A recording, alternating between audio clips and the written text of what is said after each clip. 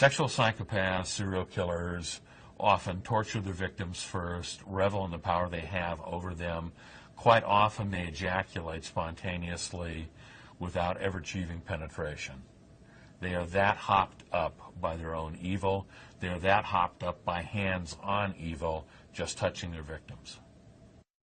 Sex is sex. Everybody wants sex. The old joke from the 1950s was, I want to find the guy who invented sex and ask him what he's working on now. It's the big deal in life. It is the cause of divorce, the cause of murder. It is the cause of serial murder. Homosexual men kill homosexual men. Heterosexual men kill women. It goes like that. That's it. You kill within your racial profile. You kill within your sexual orientation profile.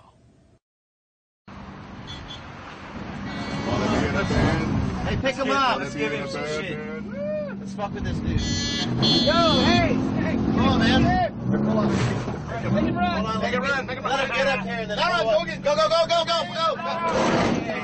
Wow, man. Movie camera, guys. What's up, dog? Oh, man, why are you taking that away? Why are you... Hey, we're rolling backwards. My picture. Where are you heading, man? Why is he taking my picture? Whoa! Throw out the anger.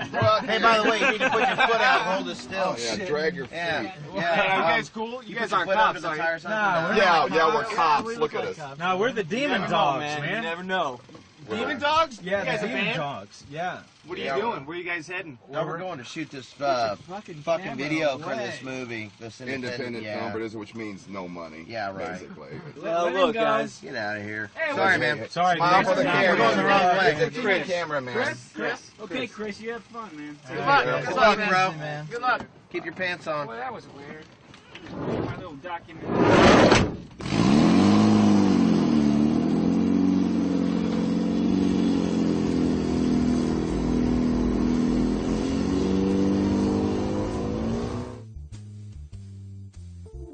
Serial killers are sexual psychopaths who kill for sexual gratification and power over their victims. They are cowardly, they are weak, they are quite often heedless and tremendously arrogant to think that they have the right to take another human life. Serial killers are sacks of shit who deserve the very sternest measures that our American punitive system of justice has to offer. I have Gats. I'm James Elroy. I'm a novelist, I'm a journalist, I'm a short story writer, I'm a screenwriter, and I'm here to introduce Ben Mead's Bonnaroo film about sex psychopath and serial killer Bob Berdella, who terrorized Kansas City, Missouri in the late 1980s.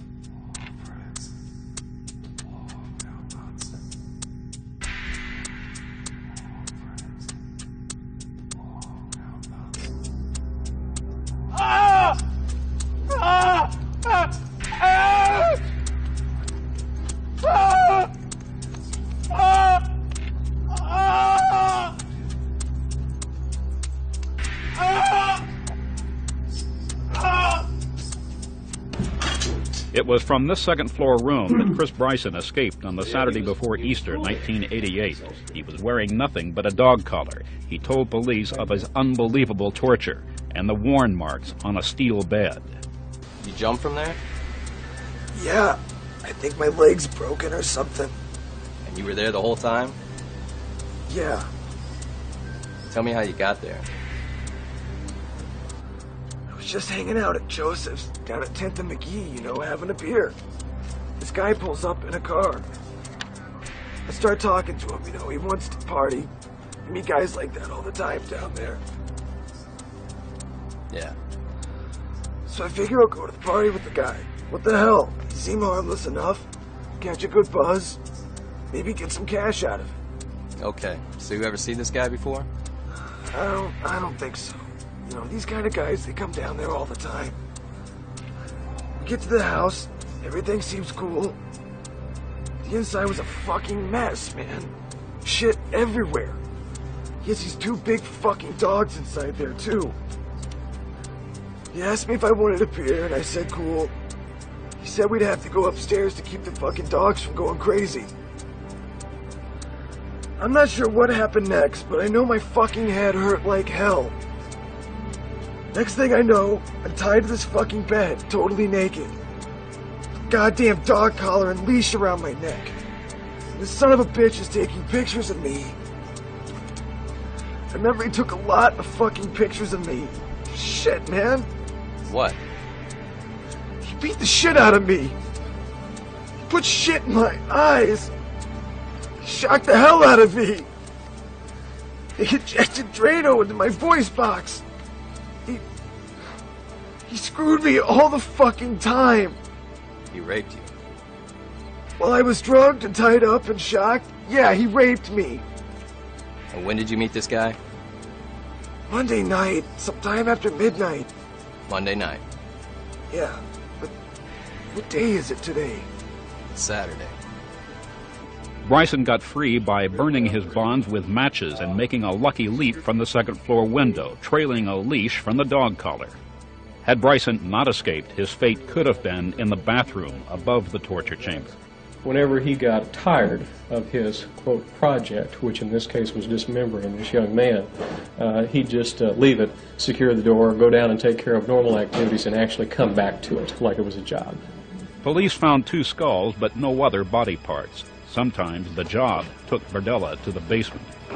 He had a drain, a floor drain down here, and also against the wall there's a shower. There's some plumbing over there, and there's a spigot up there for his, he could take a shower, hose down everything with. It was a big sturdy table. He could use it for lots of purposes.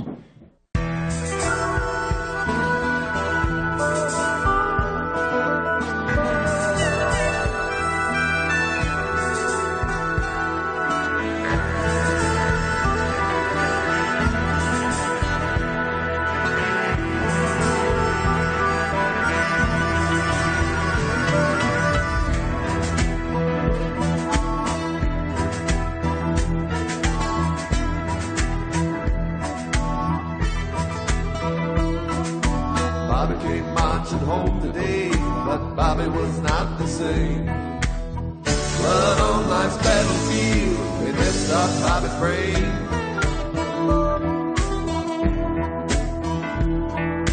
Bobby didn't like women, Bobby had no friends.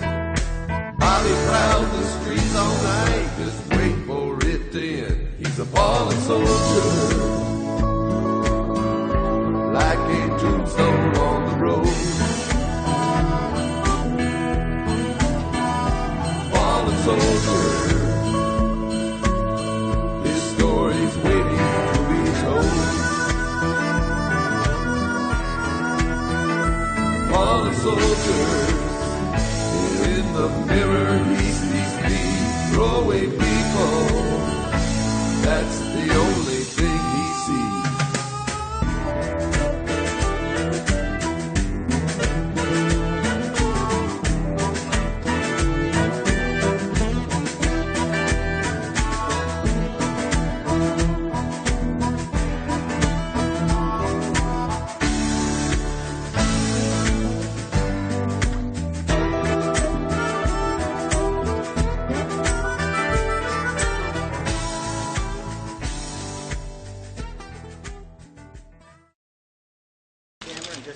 start talking, because you can edit however, you can take whatever out you want. Yeah, I was 15, 16 years old. I had my first girlfriend. We'd go to Bob's Bazaar on the weekends. She bought me my first ring there, I believe. I thought it was pretty cool. We thought Bob was cool. We were young and dumb, but he seemed exotic. He seemed like some sort of world traveler, eclectic. I'd see his masks and his jewelry, and I'd think Bombay, I'd think Africa, and I guess that's not the story, is it?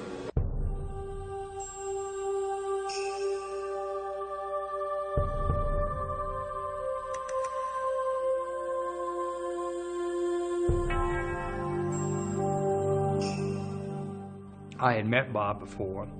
I knew Al Reeder, who was the prosecuting attorney. I contacted Al Reeder and said, Al, can I be of help? You know, this is something that I'm concerned about. I was particularly concerned with the attitude the city took. A lot of laughing, a lot of Berdella jokes, making fun of what he had done, which was one of the worst crimes I'd ever seen in this city or that anybody could possibly do. And I felt that something had to be done to call attention to the seriousness of the crime and to deal with it, to respond to it. And so my role initially was to approach Al, said, if I can be of help, let me know. He said, okay, Bob is sort of suicidal. We want to keep him alive. We want to understand what happened. We'll have you visit him once or twice a week, but you have to keep it quiet. We'll put you in the back door of the jail. We won't tell anybody you're visiting because you'll probably have some death threats if anybody knows you're coming in. It was pretty odd. I mean, number one, it was Easter weekend. It was on the Saturday before Easter, so not something you were particularly looking for to happen. It was in the middle of the NCAA Final Four, which was in Kansas City that year, and it was in the middle of my re-election. It played into my re-election because the person who ran against me that year kept bringing up the case and using it in the campaign against me. I think it kind of backfired on her, but it became part of the campaign nevertheless. So the timing of it was truly unusual. I would love to see him executed. I think what he did is abominable. There is no way to minimize the atrocity of what he did, regardless of what his demeanor is in the interview. You cannot minimize the inhumanity that this guy committed on other people. My initial thought was that it was a couple of homosexuals that had probably had a lover's quarrel, and that it would play itself out like many other cases do that start out in a similar nature. I was in charge of the fugitive apprehension that handled missing persons, and at the time there were 2 missing persons reports filed. In both those missing persons reports, the common denominator at that time was Bob Berdella. I was the courts reporter, Jackson County Courts, for the Kansas City Times, and so heard the announcement. I knew it was going to be coming up on my beat. Tom Jackman was cops, I was courts. It was pretty much our ball game. Bob's base of operations during the day, and where he came when he had guys tied to his bed in his house, was right there at the Westport Flea Market Bar and Grill. He had this booth called Bob's Bazaar, where he sold just a lot of weird stuff. Shrunken heads, bone jewelry, paintings, antiques. He considered himself this sort of man of the world that, you know, was bringing in all these incredible valuables to you, the lowly public. And people that shopped there always talked about what a condescending dickhead he could be. I started collecting and dealing in ethnic folk art back in '71, and then in '78 I came over here to basically temporarily to clean out my basement. I had a basement sale to clean out my house, and then I came over here to clean out my basement, and just did very well and started bringing over some of the stuff that I was dealing in as far as the ethnic jewelry and folk art. The weekend that Berdella was caught, The NCAA basketball Final Four was being played in Kansas City. Now, Bob couldn't give a damn about basketball, but he did want to capitalize on all the hype and all the tourists, so he put 4 human skulls in the window there with a little sign beneath it that said, "The Final Four."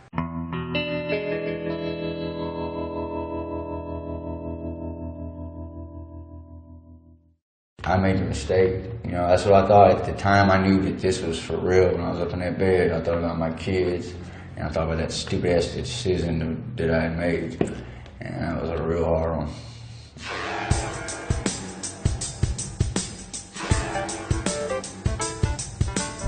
Break it down!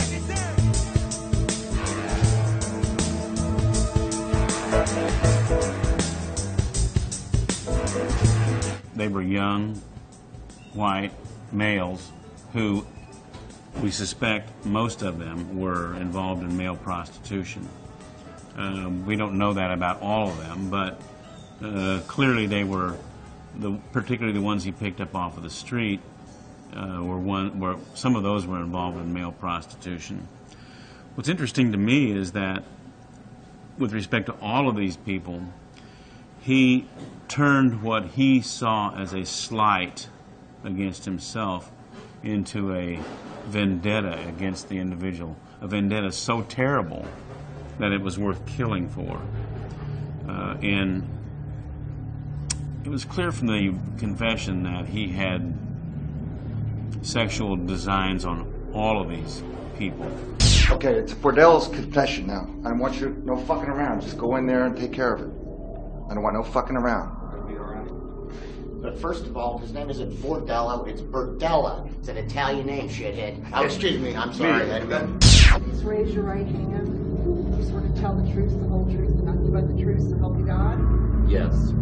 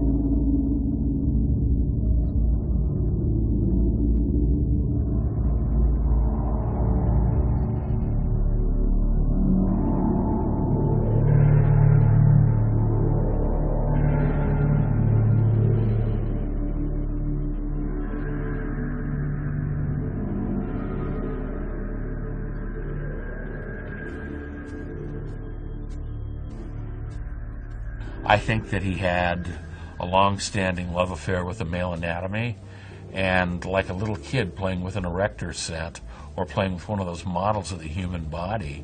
He wanted to find out what was inside. In other words, it's the ultimate objectification of another human being. We got woken up yesterday at the crack of dawn with the sound of heavy machinery digging in the yard next door, and we thought, what the heck is going on? And then it came out in the news that day that they had found skeletal remains buried in the backyard of our neighbor, Bob Berdella. I don't know. He seemed like a good enough neighbor. He was a quiet guy, but I can tell you from everyone I've talked to, he just always smelled really bad. My first reaction that this was a biggie was when we dug the head up out of the backyard on Easter Sunday. That's when it really first hit me, and I knew then that we had a major investigation on our hands, and I probably was going to be in the middle of it.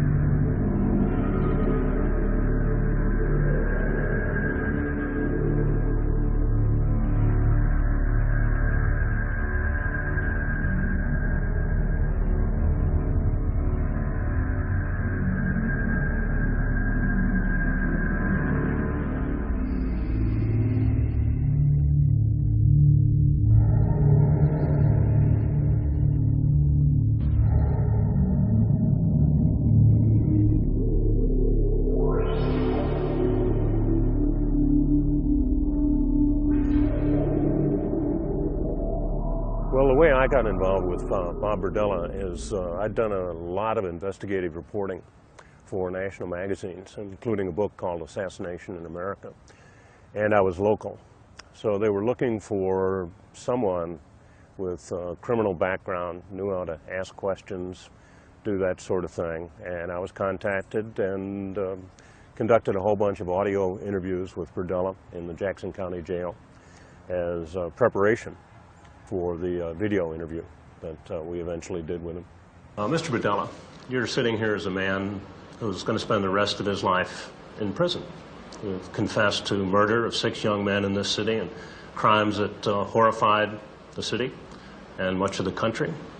You've confessed to, in various degrees, felonious restraint, drugging people, sexually abusing them, torturing them, killing them, dismembering them. And until now, you've refused all interviews. So in light of all those facts, I have to ask you, why are you here? What is it you have to say to us? What is it you want to say about yourself in this case? Well, I've had the media clamoring to get interviews with me. And after I made my last pleas, I wanted to get at least part of my side of it out. I've found it very hard to find any way to do that in Kansas City. The media has so biased my case, portraying me as being non-human, and their motivation is no separate from the way I treated my victims. I treated them as something less than human, nothing more than a play toy or a play object. This is what the media has done to me. It's dehumanized me so that it can believe, along with the public, that things like human sacrifice, Satanism, demonic practices, are more believable than me being a neighbor next door who reached a point in his life where he could do monstrous acts. That's not the same thing as being a monster.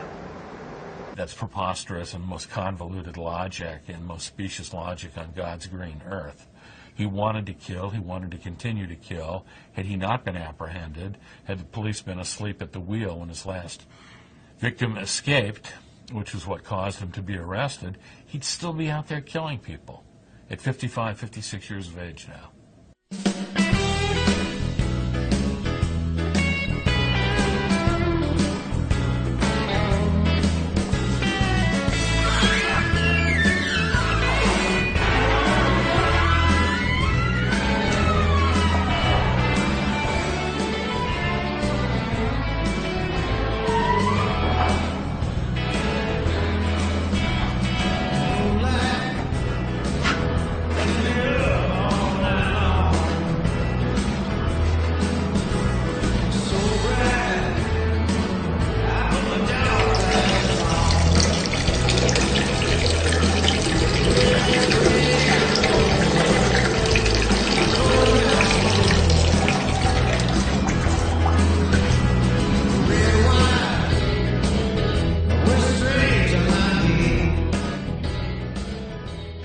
In the 80s, within about a 2 or 3 year period, he had been in the emergency room at Truman on several occasions to have the head of his penis reattached. It's easy to reattach, you know, you can just sew the skin and maybe some of the blood vessels, you know, but the nerve endings may not grow through again, so they may not have the same kind of sensation, you know, so it's just dead at the tip, I would think, at least after 2 or 3 tries of this. And so, as I said, it always made me very curious that perhaps the kinds of things that he had done to these young men were not so much about lust or sexual sensation as they were simply about power, you know, because I don't think he had that kind of feeling left on his penis after 2 or 3 operations.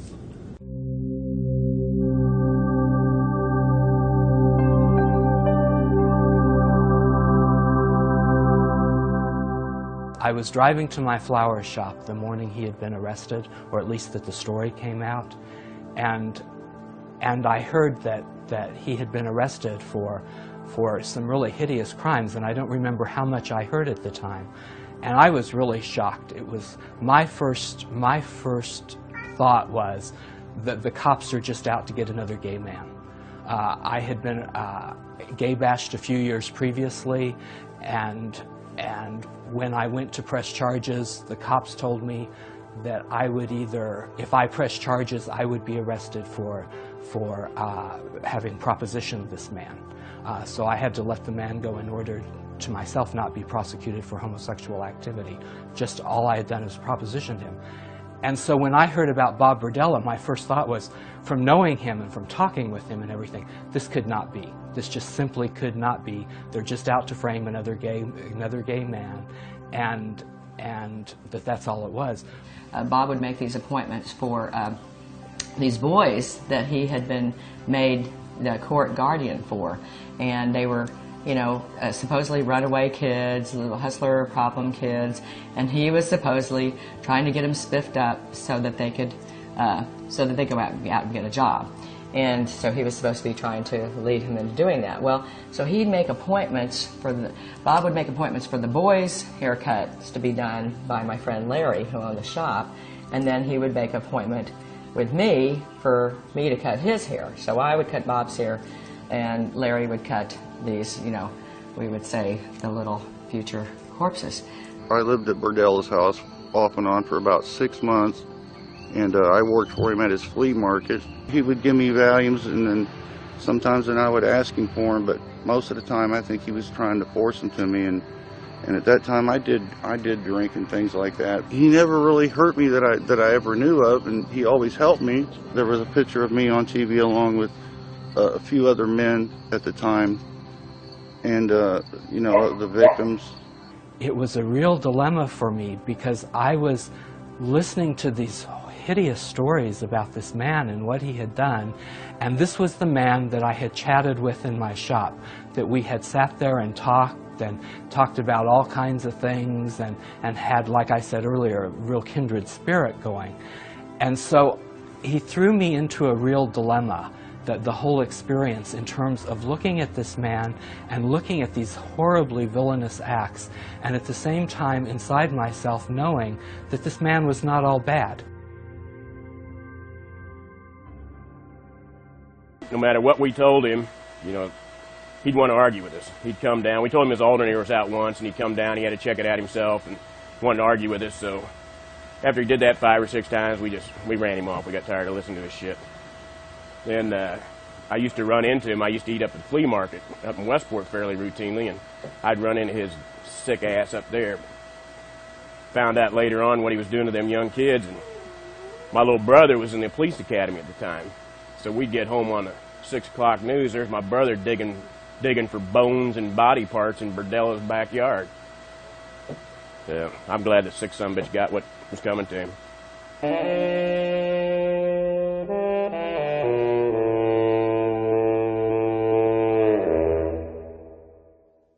We're now at 4315 Charlotte Street. This is where Bob Berdella lived and where at least 6 people died.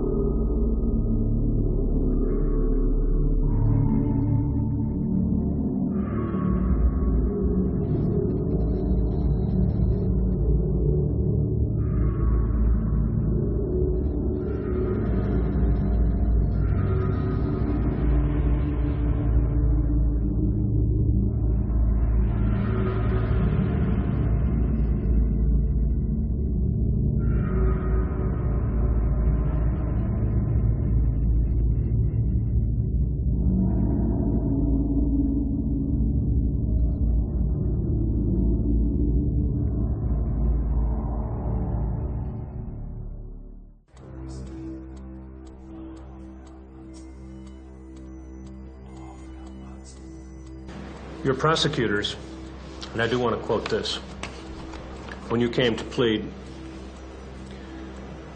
called your crimes wantonly vile, horrible, or inhuman. When was this then? I believe in documents associated with the Sheldon charges. To repeat that quote from the prosecution, these crimes were wantonly vile, horrible, or inhuman. Okay. I think if you check with just about any attorney, you'll find that that is the standard clause that's used when they went to build a case for capital one with the death penalty. Without the legalism, would you agree that those crimes are wantonly vile or inhuman? I won't disagree. Well, I could talk about the torture pretty much because, you know, I was awake through most of that. At this one time when he hooked these cables up to my testicles, and you know I was naked, and I'm not aware of what he was doing. He stepped back and he touched these wires together, and I flipped and flopped them all over the bed. That kind of woke me up. He shocked me. He was electrocuting me, and then at the same time he was taking Polaroid pictures. And at that time, I just fake passed out after he turned it off once, and he was done. And then he came immediately and put a potato sack over my head and kind of closed it like that. And so my hands were tied here and my feet were tied. And I breathed through my mouth, okay? And he already had a water straight in my mouth and a piano wire tied with piano wire. And I wasn't able to get no oxygen at all, so I was more or less in this position. And I was trying to rip the potato sack off, and that's when he came in. And that's when he flew into, he just ripped that thing off, and he jumped on my chest. He had an iron bar like that, and he just started, he was trying to just strike me in the head, and it seemed like it was for like 5 minutes. And, you know, I was like this, and and he was trying to get my head, and I was more or less reflecting him on with my hands and stuff. When he got done with that, he disappeared for a while. He came back again, and he started digging this. I thought it was a clothes hanger or something. He was just trying to dig it in my ears. He was just stabbing in my ears. That was one of the scariest things that he had done, because, you know, jabbing in my ears, I didn't get no injuries from that. I don't see how. But then he disappeared again. He came back, and he injected a hypodermic needle in my throat, all the way around my vocal cords, and with Drano. He took some Q-tips. He came back in, and he stabbed him in my eyes with some bleach. He had dipped the Q-tips with some bleach, and he was stabbing him in my eyes. After he did all that, I was pretty much messed up, and I think he injected me some animal tranquilizers after that. And during the next couple of days, I was sick. I was like getting pneumonia was setting in. This is the way he told me. I just knew I was dying, you know. He said he wanted me to put me in a cold bath so he could break the fever and all this crap. He was injecting me with penicillin in my legs to make sure, I think he was trying to keep me alive for a while at that point. I think his intention was with the torture was to break your will, and you know, you would just not give him no problems. The only time I ever got up, he would allow me to get up, was when I had to go to the bathroom to do number 2. Okay, he on in the bed. That's what he said. And when I had to take a bath one time, and he wanted me to shave one time. Okay, my eyes were swollen up like golf balls. I couldn't see out my eyes, and I couldn't talk. And my arms was at least twice the size from being no movement in them. There's no blood flow or nothing like that. You know what I'm saying? It's hard to be a man and say shit happened to you like that. So really what brought me a couple of times from his sexual shit was just passing out, acting like I was so sick. You know, I'm not trying to say he had a heart, but, you know, I guess he just didn't want me to die at that time. So. Well, like Joseph Mengele and the people in the concentration camps during World War II, he was an experimenter. He experimented with caustic chemicals, shot the young male prostitutes up with Drano in the vocal cords to see if he could mute them, and he took hundreds of photographs of them, Polaroids. And these were, of course, he couldn't go to your local 1-hour speedy print and get them developed without condemning himself, but these were there for purposes of savoring and purposes of masturbation, and it gave him a sense of accomplishment. Also, he knew damn well he couldn't go out and kill every day, that the hammer would fall much quicker than it finally did, so this was a way for him to relive the torture of his victims. After Berdella got these guys in his house and in his bedroom, he basically had intercourse with them by whatever means possible, and he would at times photograph himself in the act of having anal intercourse with somebody or forcing them to give him a blowjob. He sodomized them with his fist, with a cucumber, with a carrot, and he noted all these things. That's how we know this, is because he made notes in his notes of what position he took when he was screwing them, whether it was BF for butt fuck, or FF for front fuck, or SF for side fuck, or CF for carrot fuck, or cucumber fuck. It was pretty amazing stuff. Another report was that you kept detailed torture logs and diaries. Did you? I kept sheets of paper that I had made some notations on. This is between the mattress and springs on my bed. This is one of those packages containing numerous photographs and what became to be known as meticulous, methodical diaries. Those pieces of paper in there are these meticulous diaries. These are the pictures of the more than 200 photographs, some of them of young men, sexual partners, and these are in some ways, and these that we see here are the sheets of paper upon which you made notes. Right. See. This is a copy of one of those pages. It looks like a loose leaf paper. It does contain information about amounts of drugs and so on. So what is your complaint with the police calling these detailed diaries? By your evaluation, does this look methodical? Doesn't look methodical. Meticulous? It looks a little sloppy. They are not bound in Corinthian leather, written on parchment diaries that the media apparently tries to describe them as. They're sheets of paper. They're notes.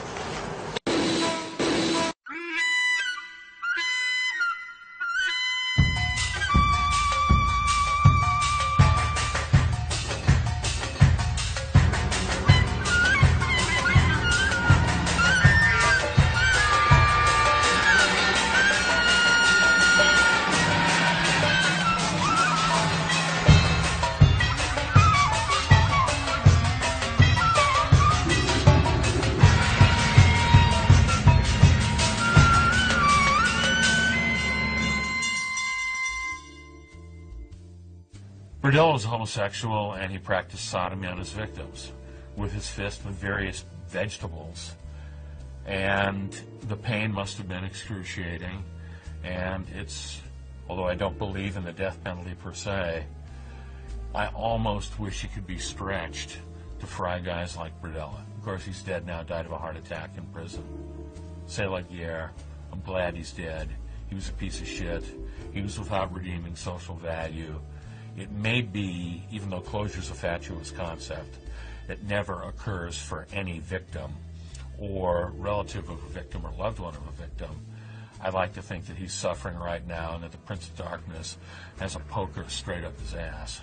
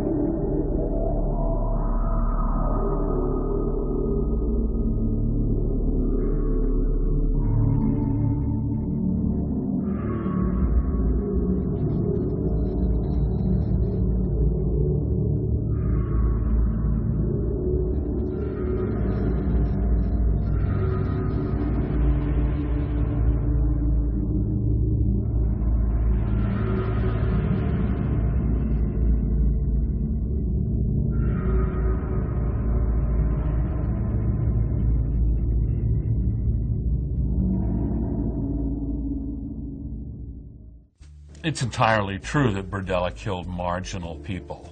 He killed people who were vulnerable to drugging, who were vulnerable to being lured to a secret spot and thence killed.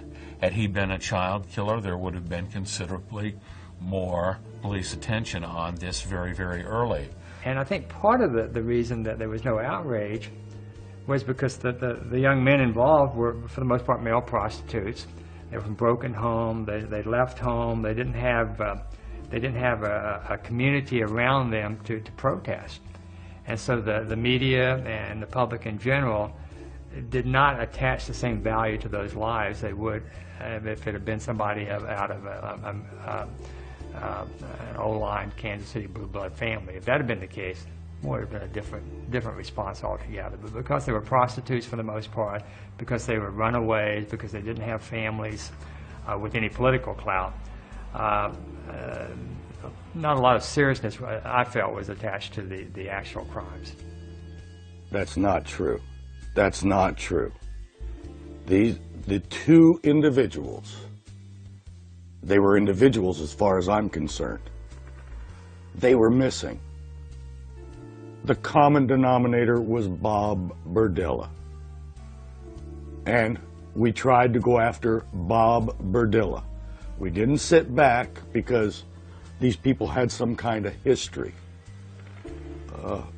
We pursued it, and that is a falsehood there. I have never known, just because of their race, sex, their sexual origin, religion, or whatever, to sit back and say, just throw that on the back burner. That has never, ever been done to my knowledge. It was never done while I was there.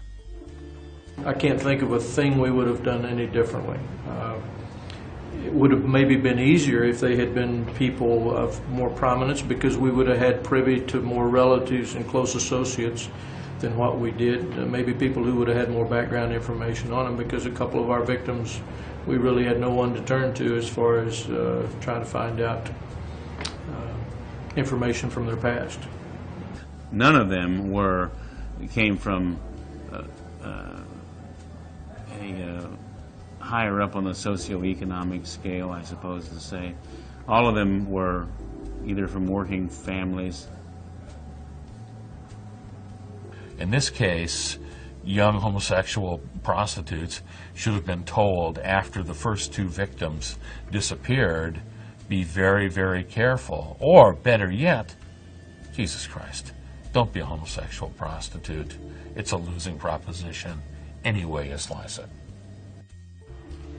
I was not a male prostitute. I was addicted to drugs at the time. His line was, you get high, okay? His line was, you get high, I got some Valiums, and, you know, at the time I didn't have cigarette money. And so I'm thinking, well, what, maybe I go work this dude for something. And, you know, you looked at Bob Berdella, he didn't look gay, you know, so it wasn't even nothing like that going on. And at that time I had a choice to go to get dropped off, maybe, or to go that way. So, and unfortunately I took the wrong way. Never met the man, thank God. Never needed to write a song about him, at least. I mean, that's what I did back then. It was in radio. I was a radio guy. I was a disc jockey. I was irreverent. I was unfeeling. Whatever was funny went on the radio. How did you feel when you learned that not long after your arrest, the local radio stations, two of them at least, were running a Bob Berdella parody song and were asking people to come to parties wearing dog collars? Well, I think the newspaper article reported that even the families of the victims were upset by the song. I have never had a chance to hear the song. I was sitting at Antoine's on the boulevard, the old Tony's, and having lunch, and thinking that this was such a huge story in Kansas City that I had to write something. There was some song in the classic rock era that would fit it perfectly, and I'll be damned if I, over a little $3.75 steak lunch, figure out they call me Bob Berdella. Instead of Mellow Yellow, it became Bob Berdella. Everything just fit in. I mean, you had everything with the bones in the backyard and the fluoroscope in the basement and all the Polaroid photographs that he had and the hitchhikers and the dog collars and the electric shocks and the needles sticking out of their necks. I mean, you had so much to write from, you couldn't help but come up with something. They call me Bob Berdella. That's right. They call me Bob Berdella. Do it again. They call me Bob Berdella. Don't stick that in.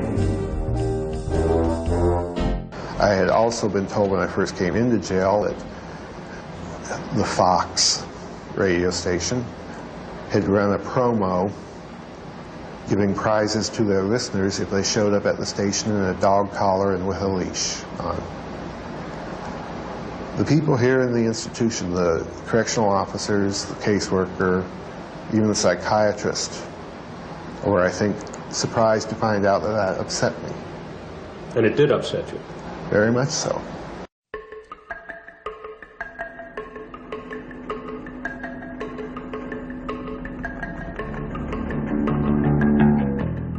I had been in Ethiopia the year before, and I'd gone through the camps, and I'd seen the dying children. I'd seen death, I'd seen evil in a social sense, and I had felt that somehow it had had a positive impact on me as a person.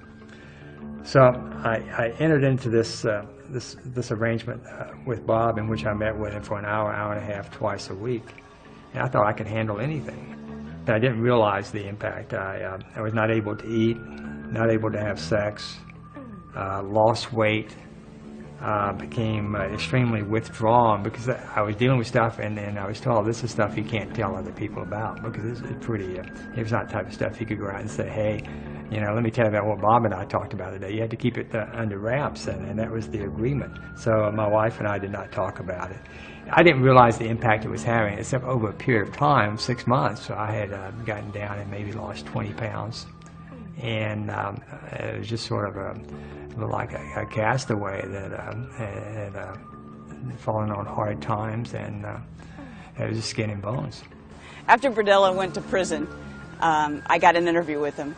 They put me in this little tiny room with him. I asked them to take the handcuffs off. I'm not sure why, but I did. He didn't seem very threatening at that point, you know. It's like all the air had been let out of him. His condition was that I bring 2 tape recorders, one to tape the interview for myself, one to give him a tape. I had asked him, you know, how he got by with some of this stuff, because there were plenty of indications that there were some nasty things going on in Berdella's house. He told me that there were some judges who would send people to him, and that he often bonded people out, and that for a while the parole board had considered him someone where they could send troubled youth and young adults. I was recording the conversation. After I left, the tapes were confiscated, and the warden called me and informed me that something was wrong with my tape recorder because they couldn't get the tape to play after they'd confiscated it. I went to interview Marcia Walsh. She'd just gotten back from a trip to the Arctic Circle where she had been saving baby seals. She really couldn't tell me much about why she thought that Berdella was a drug counselor or that sort of thing.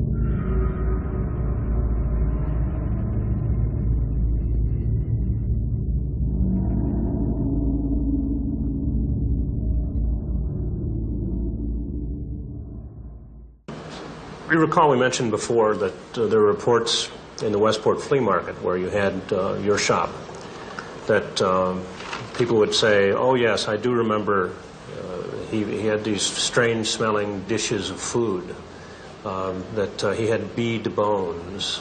And later on there were speculations, at least in the community and in some aspects of the media, that the remains of your victim were somehow being transported and prepared as meals and prepared as jewelry in your shop.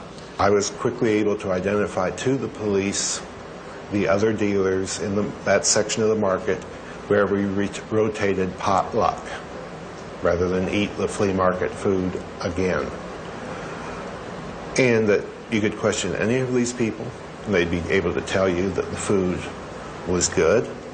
There was nothing suspect about the turkey or ham or beef that was in these dishes.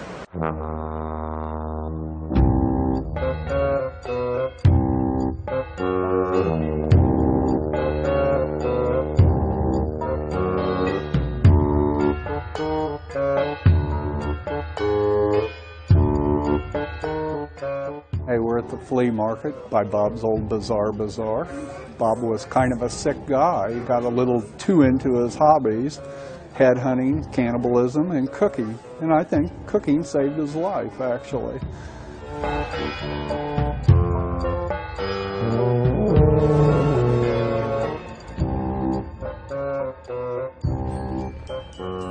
It's one thing to have one guy dabbling in cannibalism in your small town. It's another to have scores of people.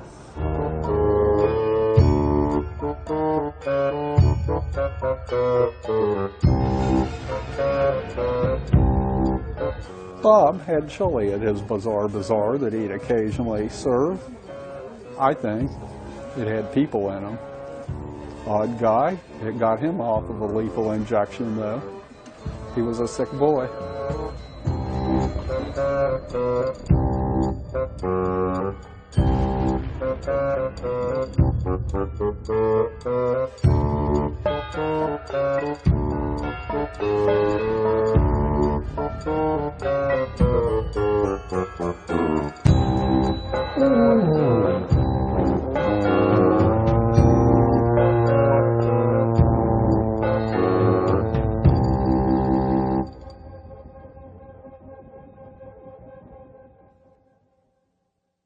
He would cut the bodies up using his expertise as a chef and bring them out here to the curb on Monday morning and monitor it from his window to make sure the trash men took the trash away. And that was his method of disposing of the bodies of the men that he killed.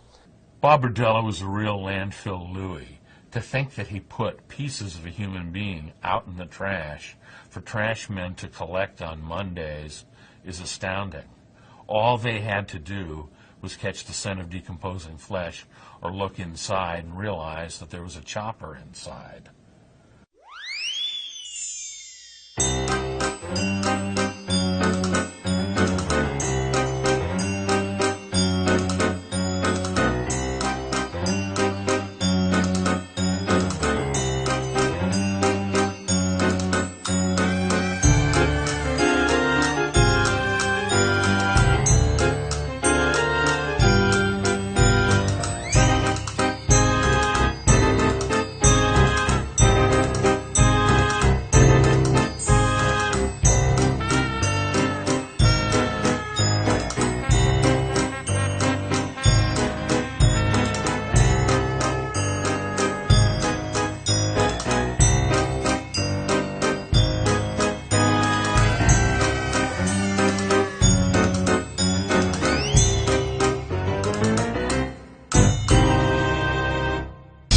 I was very suspicious about the landfill as putting the bodies out with the trash. It just didn't sound in character, not to mention the problems that would cause. How secure is that, to put a body out on your curb in a plastic bag? You know, you wrap stuff up and put it out on the curb, you never know whether it's going to be torn apart by dogs or hit by a car. You know, that's... He seems like a more careful person to me than that. I believe it was the police department that called and said that that they needed us. They needed us to appraise a piece of residential property that I can't tell us what it is, but they'll have a car there in 5 minutes to pick us up. We had no idea where we were going, what we were doing. We end up at Bob Berdella's house. Dining room had some weird stuff in there, coffee table with some weird pictures on it, and screaming faces, that sort of thing. Vicious dogs in cages right outside the back door. Huge dog kennels, chain link fence kennels. They weren't little dog runs for spot, you know, to run through. These were secured enclosures. They were not couch potato dogs. These were huge dogs. The kitchen was really strange. Couple big stainless steel commercial tables. First, you figure the guy could have been a chef at a restaurant, an owner. I didn't, you know, I knew of Bob Berdella, but didn't know, you know, nobody knew this stuff. So you thought, okay, you know, he's got dinner parties, caters, who knows what. But then you look around and it just wasn't right. It wasn't a normal kitchen. It wasn't a kitchen you're going to entertain in. One of the stainless steel tables had, you know, built-in sinks and huge garbage disposal. It was a large. Never seen a garbage disposal that large. What the hell else is he going to do with it? He's not going to grind up lettuce in that thing. Basically, the food or waste enters from the top down onto the grind plate, which is spinning at the time the food enters the machine. The food is propelled by these teeth here along the side, or against the side rather, of the shredder unit, which pulverizes the waste, forcing it through these cutting chambers into the grind chamber where the waste exits the machine. I don't know much about human bones and what they look like when they're out of the body, but I would figure they'd be pretty large, and as you can see, the grind chamber's not, exactly huge. So if you want a bone to come down here, and let's say it was this big, it lodges in here, machine starts, it grabs that bone, jams it real quick because it in this area of the machine, it's not gonna grind that bone, take it on, and rip it up. It's going to jam and stop. The flesh would not be a problem at all. It would rip it up and send it on down the drain line pretty easily. I do see hospitals use them, unfortunately, to grind things. I have seen some labs use them to get rid of tumors and whatnot.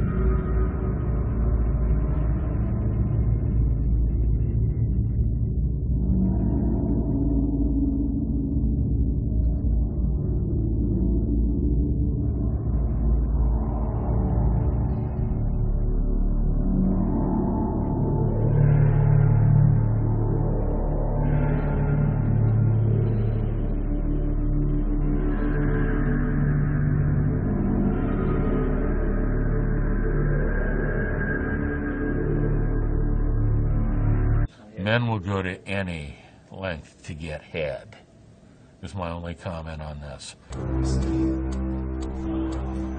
You said, I want the police to explain why they allow the loved ones of families to die in the convenient area of 10th and McGee.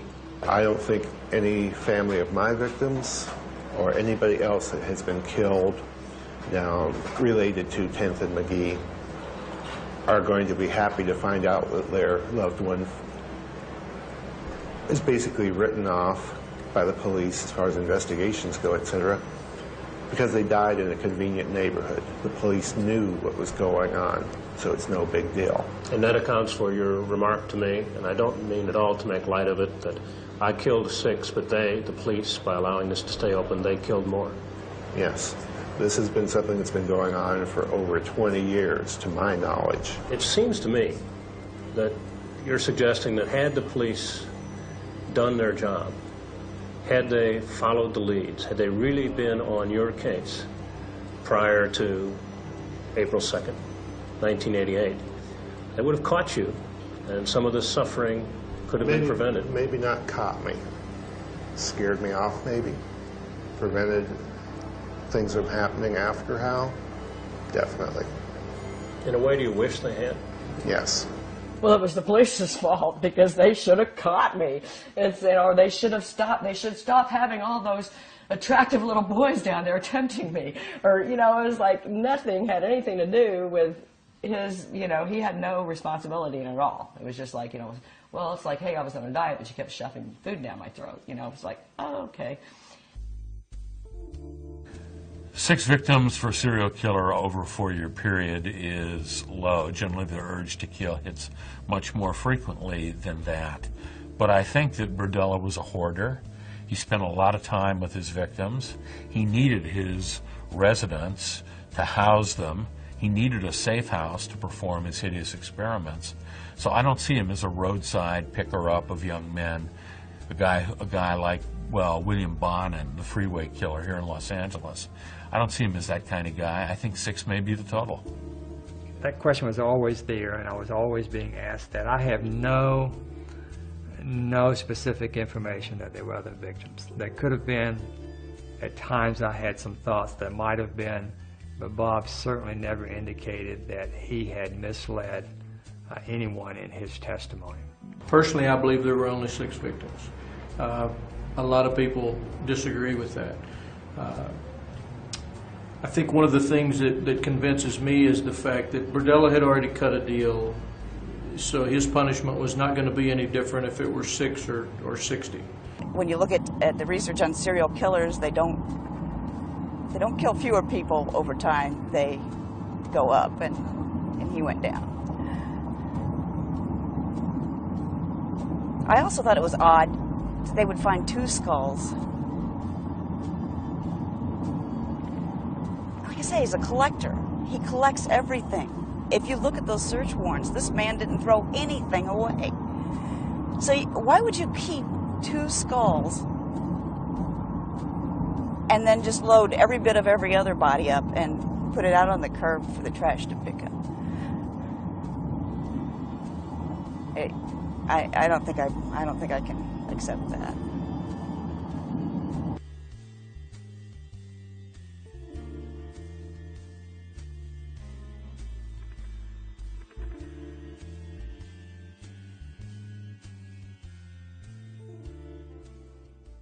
I can tell you what led up to the escape. Like I said, the first couple of days I was unconscious, and you know, I couldn't really see nothing. I didn't really know if my eyesight was coming back, what was going to happen.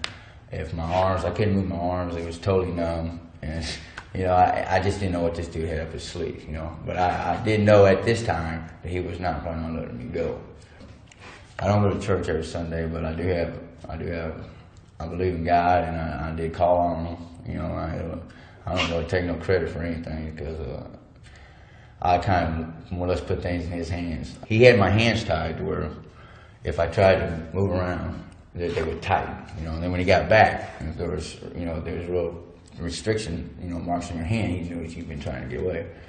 And plus another thing, he would turn the TV up so loud, and he would go out of the room. I didn't really know if he had left, if he was really left the house, or if he was watching me to see what I was trying to do. I believed everything he said, okay? He told me he had killed before and he would again, okay? On the 4th day, my hands was numb and I was thinking I couldn't do nothing with them, I asked him if he ever tied anybody's hands any differently. I said, if you can tie my hands and feel sure that I can't get away, could you tie them anywhere? He goes, and he did, and he tied them took them down from here and tied them here. You know, I always waited like 2 or 3 hours after he was gone, what I thought was 2 or 3 hours, to try to do anything.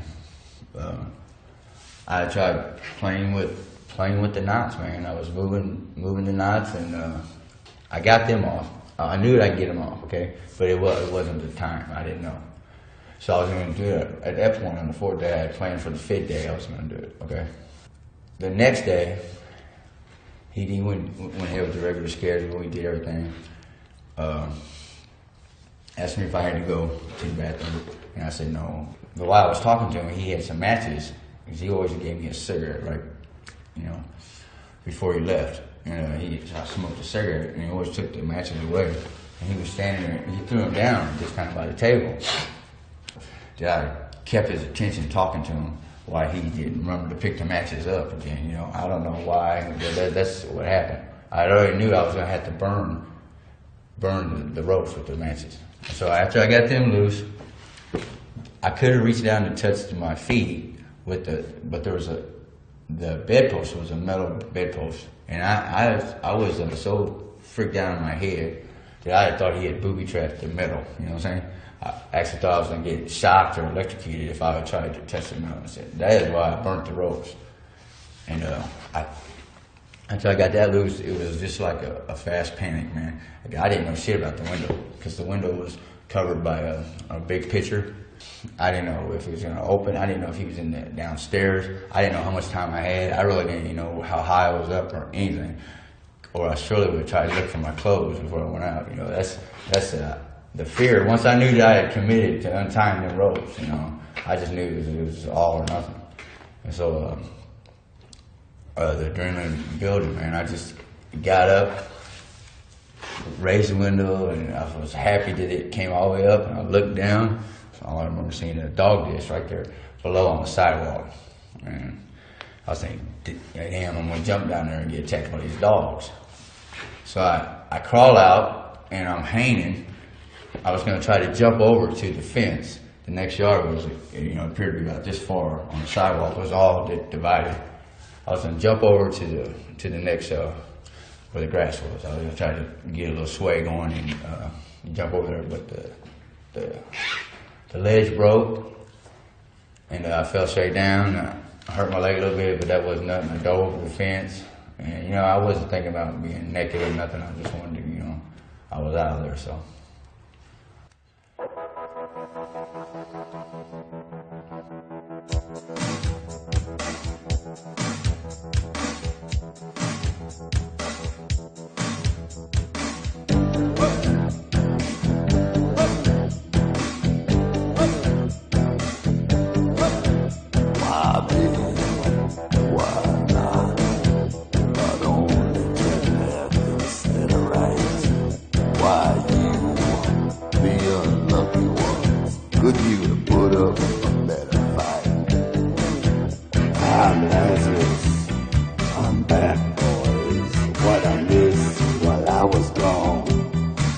I'm in a movie, I got my life back. Hell, I even have my own song.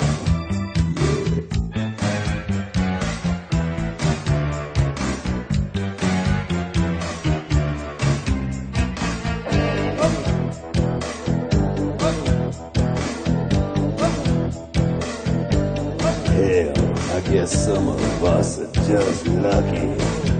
I'm the one that got away. Even an old gay broken watch is right twice a day. I'm Lazarus, I'm the Phoenix. It's not my time to go. So sit back, but don't relax. Enjoy the rest of the show.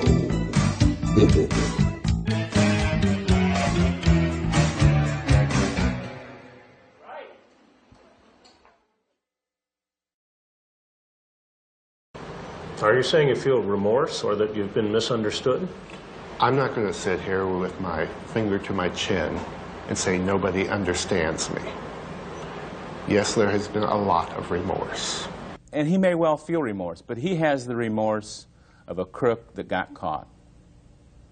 Aw, poor Bobby. The world grieves for you. The world reads that excerpt from W.H. Auden's poem, and I forget the title. Maybe it's his most famous poem, September 1st, 1939.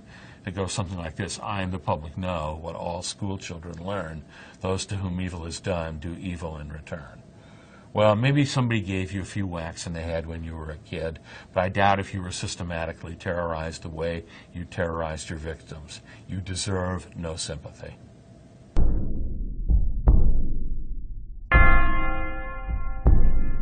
There was a report in the Sunday Kansas City Star in December about the dangers you might face after you leave the Jackson County Correction Facility and are moved to another larger prison. How do you feel about reports like that? Do they make you anxious? They do give me some reason for concern, but one of the reasons I'm concerned is that these were not just reports. These were digging out quotes from unnamed prosecutors implying that the inmates down there are waiting to get their hands on me. I am at this point less concerned about the inmates acting on their own as opposed to the inmates or an inmate acting in response to maybe some directive or coercion from some police officers. Do you think you're being set up, perhaps? Well, I think the Star and Times have, since they haven't been able to get a court to put me to death, are now trying to get the inmates to do it for them. In a sense, he was killed by the prison system. I don't make those kind of judgments, and it would be like a death sentence that the prison system probably took on instead of the judicial system. But I wouldn't say that was fitting. According to his parents, his mom, they withheld the medication and he died of a heart attack. So the question was put to me by several people who Bob had told he was going to give the complete story to and were visiting him in prison and didn't give the complete story to, called me and asked me if I would lead an effort to call for an investigation and to condemn the prison system for their lack of responsiveness to Bob's medication. I did not do that. It was not something at that time I was willing to do, to take on the role of challenging the prison system, because I could understand in some ways how Bob got himself in that situation. Very demanding, very difficult in terms of trying to make others feel very small, and himself being very important. And I'm just guessing that the guards in the prison system just said, "You're not going to control us," and they withheld the medication. He died. I think probably unfortunate, because I don't think he had, in return for his life, given the testimony to our reader and admitted that what he'd done, and so that guaranteed him life in prison. And it was not up to us to make those decisions. It shouldn't have been done. What I said was at the time that I thought that even though he wasn't given the death penalty, number one, he would go to prison for the rest of his life, and number two, he'd die in prison a lot sooner than he would if he were executed. In Missouri, it takes us about 10 years to execute somebody. I don't know how long he was in prison, but probably about 6 years before he died. And why I believe that was simply that his behavior was so uncontrollable and was so bad towards anybody, towards everybody that he encountered, that I just assumed that he would do something in jail that would get him killed. Now, he died of a heart attack. Was he murdered? I don't know. He got what he deserved, you know. I don't know how you put an end to all that, but the truth of the matter is, if you go back and look at the facts, that's how he ended up. He ended up getting what he deserved.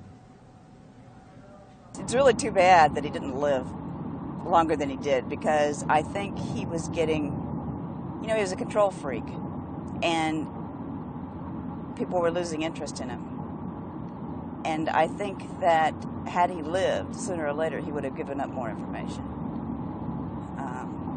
I don't think he could have helped himself. I think he wanted the attention. And you know the whole story about how he died in jail?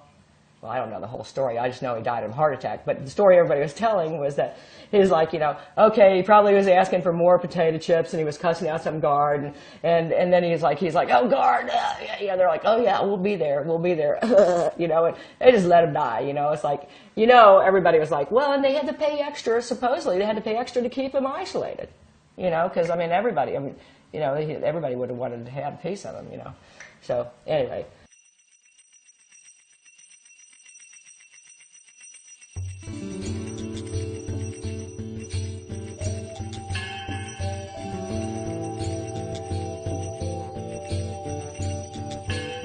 You played me like an anvil.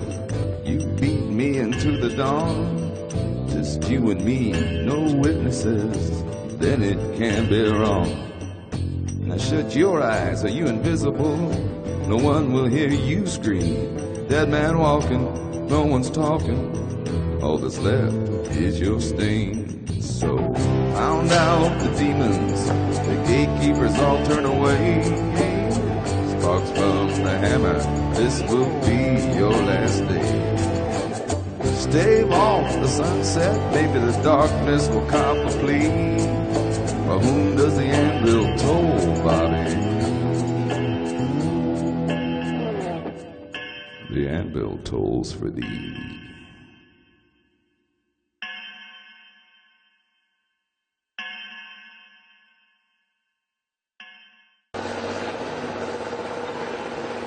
Just a bunch of earth is all that's left of 4315 Charlotte. But some people will never forget the house nor the man who lived here. Bob Berdella, Kansas City's most infamous serial killer, is dead. He died in prison after his victims were killed in his home. Berdella confessed to sexually and physically torturing 6 men here.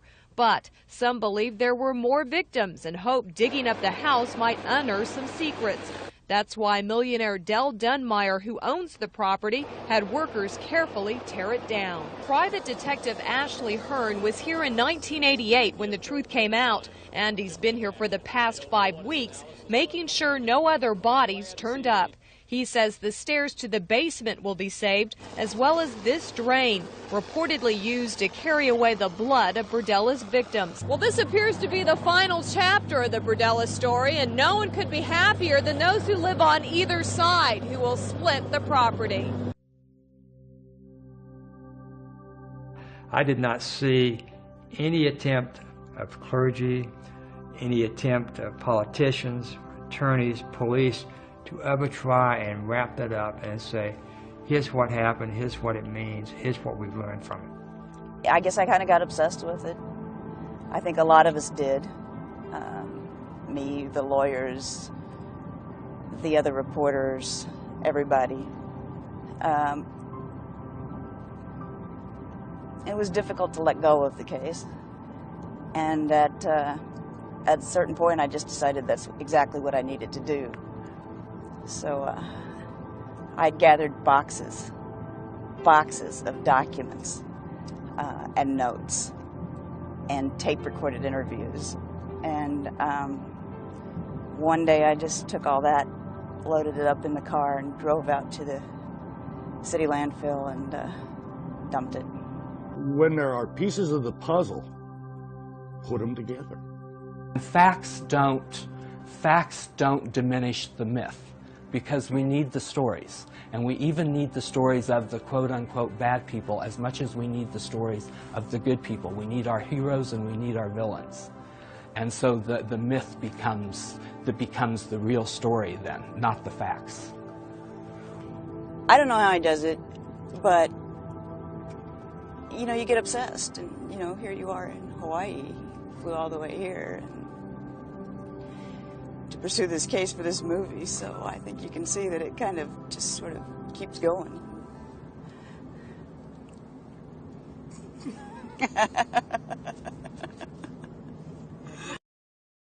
Bob Berdella deserves no sympathy. Bob Berdella got off easy compared to his victims. In the future, people, be quiet, be cautious, be circumspect around strangers, especially if you're women, especially if you're gay men and women. You know, they fit the victim profile. Elderly people, children, be cautious. There's demons out there. The odds are profoundly against you ever running into someone like Bob Berdella. But it pays to be cautious because these guys do exist. I'm James Elroy, offering slag to throw on the grave, hopefully unmarked, hopefully remote, hopefully untended, of Bob Berdella. Thanks for joining us.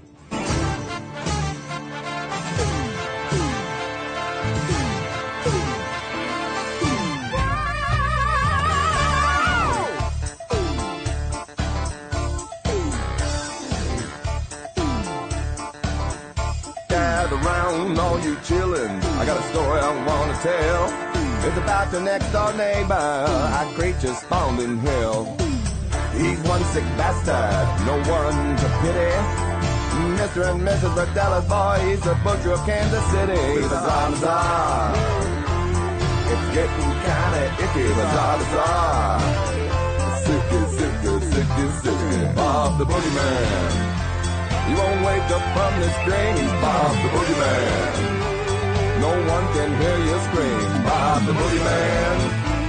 He'll wipe your eyes clean, you know he's big, bad Bob. Bob the Boogeyman.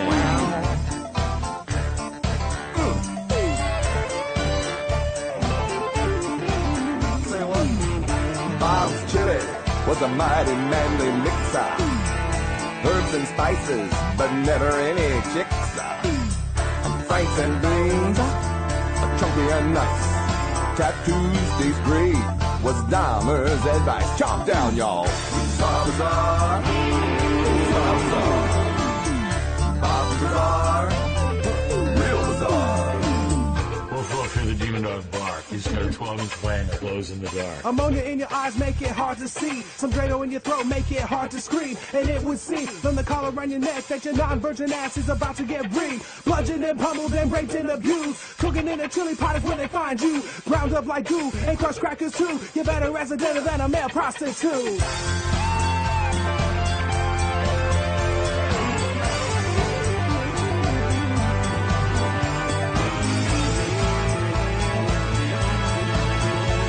He's big, bad, Bob. He's Bob the boogeyman.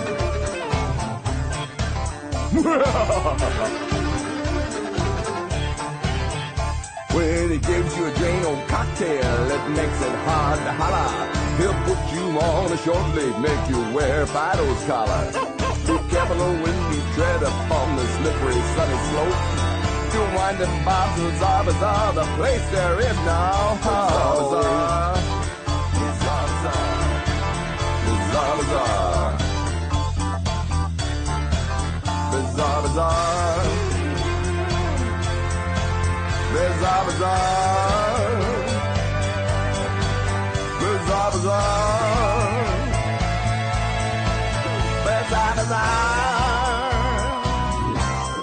Hey, coming to get ya! Who that? Why, it's Bob the boogeyman.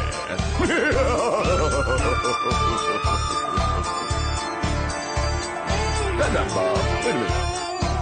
Oh yeah, he's the boogeyman. He's gonna get you. He's coming to get you. Can I say get you one more time? Say it one more time. Get you. Get your yayas here. What? Oh, that's another song. That's right. Bob the boogeyman. Bob the boogeyman. Who? Bob the boogeyman. He's Bob the boogeyman. He's Bob the boogie. The boogie. The boogeyman.